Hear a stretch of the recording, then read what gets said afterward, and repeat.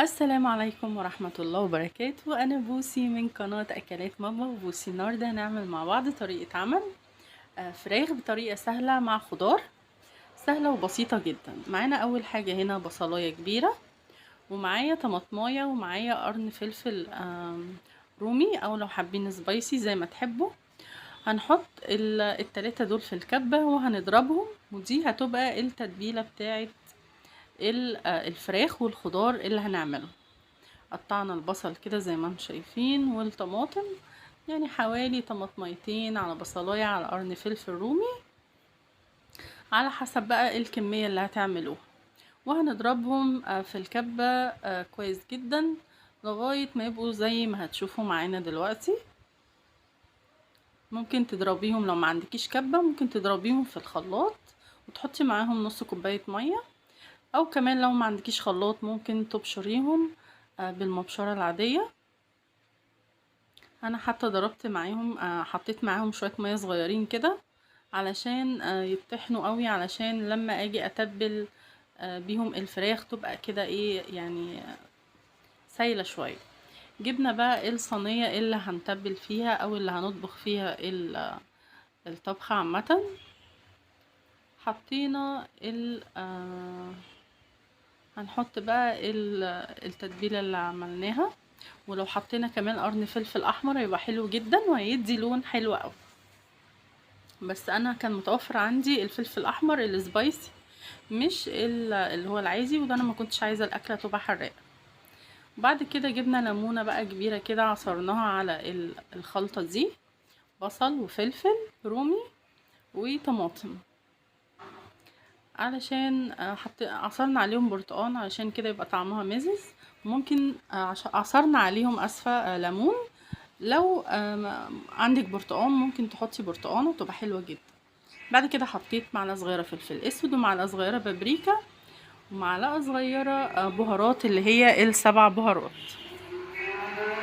ومعلقه سكر صغير، وطبعا الملح.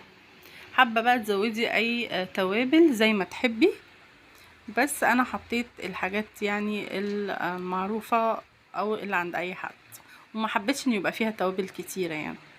هاخد بقى نص التتبيله اللي انا عاملاها دي. على فكره التتبيله دي ممكن تشوي بيها فراخ وتشوي بيها لحمه، تنفع لاي حاجه.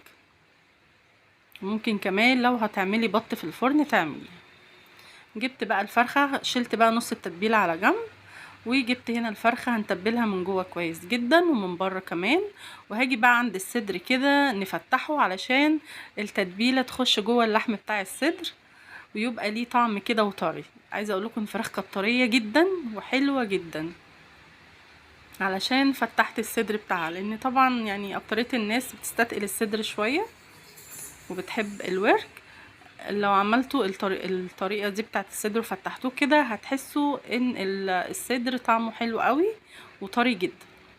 بعد كده بقى ركنت الفرخه على جنبه، وجبت هنا خضار بطاطس وبسله وجزر وكوسه وفلفل سبايسي كده، اي نوع خضار بقى حابه تعمليها ببطاطس بس، كوسه بس، جزر بس انا حبيت اعمل تشكيله من الخضار كده.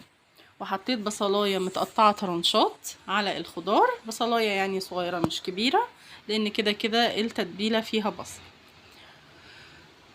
وحطيت شويه زيت صغيرين قوي، لان كده كده الفرخه هتنزل الدسم بتاعها، فانا حابه الاكله تبقى خفيفه كده وصحيه.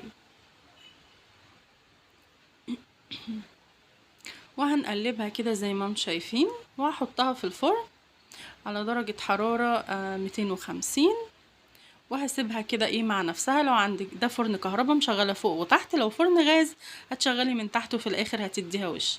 وبعد ساعة ونص تقريبا زي ما انتم شايفين كده بقى طلعت. الفرخة كانت حلوة جدا. انا لو ما كانتش سخنة كنت عرفت اقطعها لكم، بس للأسف يعني كانت مولعة، كانت طرية وحلوة جدا جدا، والتتبيلة بقى كده متشربة، والخضار طعم حلو واخد من طعم الفراخ. الخضار طري وحلو. جربوا الاكلة دي هتعجبكم قوي. وطبعا ما تنسوش لو عجبتكم الوصفة، ما تنسوش اللايك والاشتراك، والسلام عليكم ورحمة الله وبركاته.